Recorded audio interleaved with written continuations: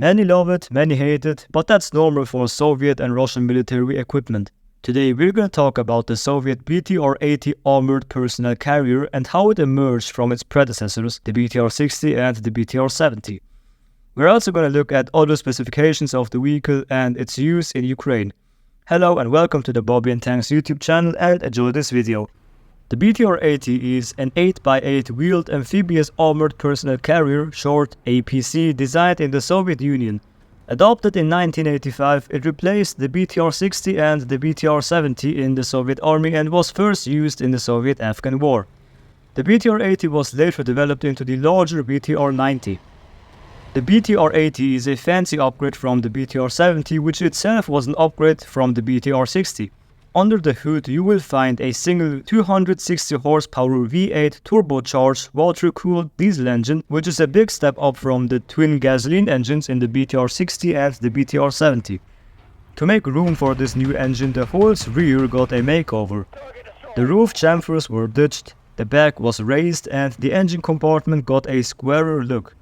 This bad boy comes loaded with sweet extras: TNPO vision blocks, TNPB and TKN3 optical devices for the driver and the commander, and OU2GA2M infrared searchlight for those spooky nighttime operations, 6 81mm smoke grenade launchers called Tucha if you wanna sound fancy, a radio, either the R173 or the R163 50U, and hydrojets for when you need to turn this beast into a boat. The Soviets gave the BTR-70's turret a makeover for the BTR-80, changing the mantlet so the 14.5mm KPVT and the 7.62mm PKT machine guns can now tilt up to crazy 60 degrees. This means they can handle steep slopes, cityscapes, and even pesky low-flying drones or helicopters. They also switched up the firing ports, making them round with ball mounts similar to the BMP-1. The forward ports are now set in angled recesses, letting the troops shoot towards the front more easily. The side doors got a nifty redesign too.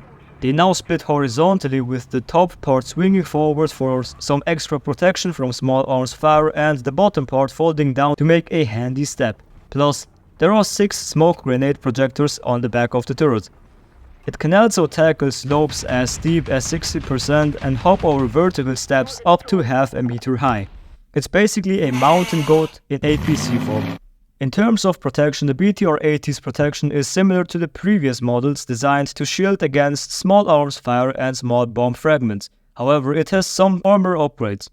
The front and the sides of the hull were thickened from 7mm to 9mm, matching the turret's thickness. The armor scheme is made of high hardness steel and includes what you can see here.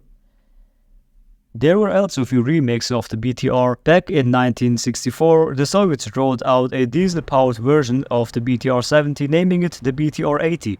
Some of the older BTR-70s got a makeover with features from the BTR-80, including a turret that could fire at steep angles.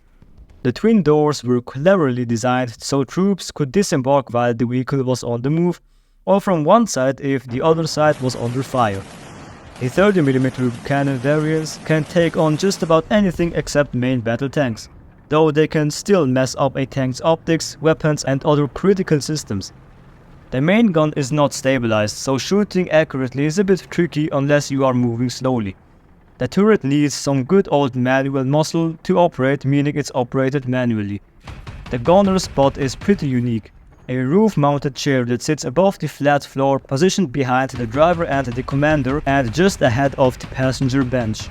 Looking at the operational history of the BTR-80, it has been used extensively in the war in Ukraine by both sides, but literally thousands of them were destroyed on both sides because they were used the wrong way. We should not forget that the BTR-80 is an APC, an armored personnel carrier. It is not primarily built for combat, and that shows in the armor, as it can be penetrated by basic anti-armor weapons. The BTR's job is to get troops to the battlefield and then get the hell out of here. In Ukraine, the BTRs have been used as IFVs, infantry fighting vehicle, and therefore many of them have been destroyed, again, on both sides. Anyways, that was all I had to say for today's video. I hope you enjoyed it.